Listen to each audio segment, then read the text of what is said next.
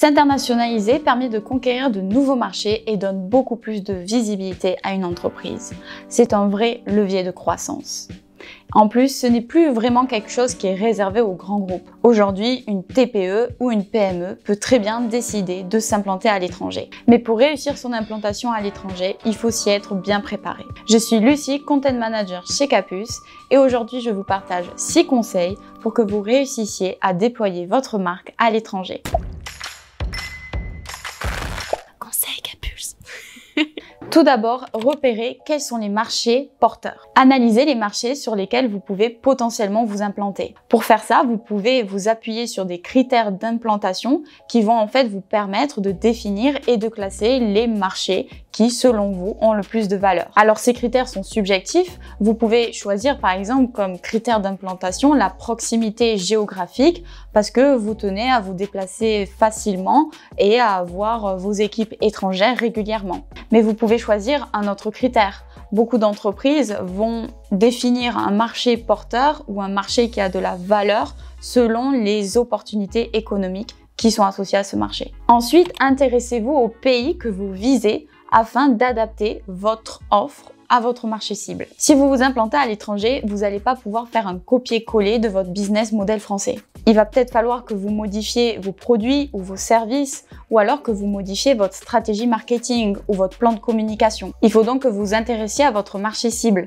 Quelle est la langue? Quelle est la culture? Quels sont les besoins de la population et quels sont les problèmes auxquels ils sont confrontés. Bref, il faut vraiment que vous vous renseigniez sur le pays en question. Parce que ce qu'il faut bien comprendre, c'est que les besoins de votre marché cible ne seront pas forcément les mêmes que les besoins dans votre marché actuel. Ensuite, il faut que vous travailliez sur la traduction. Si vous avez par exemple un site web ou un site d'e-commerce en français et que vous visez un pays anglophone, eh bien il va falloir traduire l'ensemble de vos contenus en anglais. Alors ça, vous pouvez le faire facilement en passant soit par des traducteurs professionnels, soit par des plateformes en ligne comme Textmaster par exemple. Mais veillez bien à ce que la traduction reste qualitative, que le langage adopté soit le bon et que vous adoptiez également le bon ton. Il ne s'agit pas non plus de purement traduire un contenu, mais il s'agit aussi de s'adapter à la population et au type de consommateur que vous avez en face. Un autre conseil pour bien déployer votre marque à l'étranger,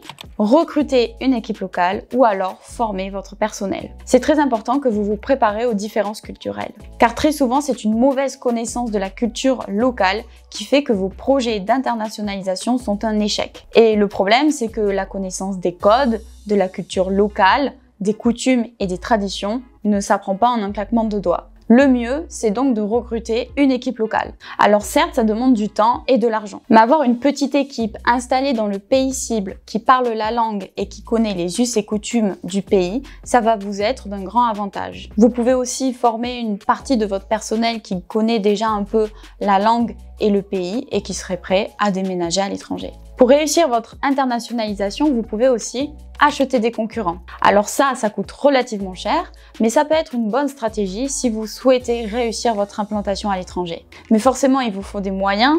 Peut-être que vous avez fait une levée de fonds auprès d'investisseurs et alors vous avez assez d'argent pour opter pour une telle stratégie. Sinon, ça risque d'être rapidement compliqué. Donc dans ce cas, le mieux pour vous, c'est de bien étudier la concurrence avant de vous installer dans le pays cible et de trouver des axes concurrentiels qui vont vous permettre de vous différencier de vos concurrents. Un dernier conseil, développer de nouvelles relations. Une fois que vous êtes implanté dans votre pays cible, il faut que vous essayiez de nouer de nouvelles relations pour essayer de vous faire connaître et d'acquérir plus facilement une certaine notoriété. Vous pouvez déjà voir dans votre réseau actuel si certaines personnes ne pourraient pas vous mettre en contact avec des personnes qui se trouvent dans votre pays cible. Aussi, vous pouvez adhérer à des clubs, à des associations ou à des groupements de professionnels pour rencontrer de nouvelles personnes qui potentiellement pourront vous recommander plus tard. Donc si on conclut, se développer à l'international, ça peut être une super stratégie et un fort levier de croissance pour votre entreprise. Mais ça demande de suivre une démarche rigoureuse afin de mettre toutes les chances de son côté pour que son implantation marche. Et pour ma part, je dirais que le plus important, c'est de bien connaître la culture locale pour proposer une offre sur mesure. Voilà, on arrive à la fin de cette vidéo. J'espère qu'elle vous a plu. Si vous avez des questions, n'hésitez pas à les poser en commentaire. Pour ne rater aucune vidéo, je vous invite à vous abonner. C'était Lucie et je vous dis à très bientôt pour de nouvelles vidéos.